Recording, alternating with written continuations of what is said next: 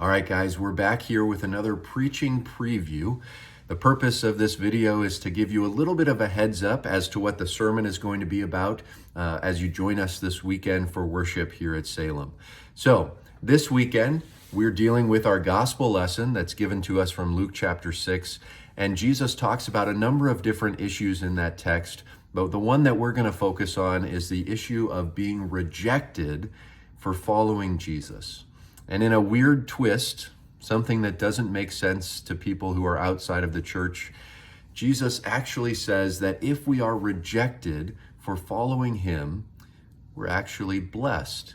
We can rejoice when people reject us for faithfully following Christ.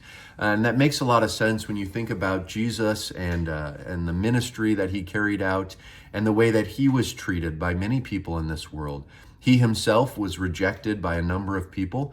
And in the Gospel of John, Jesus says that if the world hates us, his followers, that's only because the world hated him first. And so in that way, as followers of Christ, we can kind of expect to be rejected. We can actually get to a point where we start to embrace being rejected if it means that we are following Christ faithfully and running counter to many of the values that our world, our country might be holding to.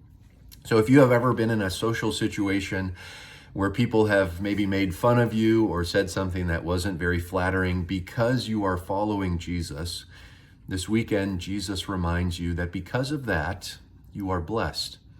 Another thing I'm going to touch on this weekend in the sermon is that if you are claiming to follow Jesus, and yet you never face any pushback or rejection from non-believers, from the world, we have to maybe stop and consider how closely we're actually following Jesus. If the world first rejected our Savior, we should only expect a little bit of rejection ourselves as we look to faithfully follow him. So those are the kind of things that we're going to be thinking about through the sermon this weekend. We do hope that you join us for worship, and we look forward to seeing you there. God's blessings.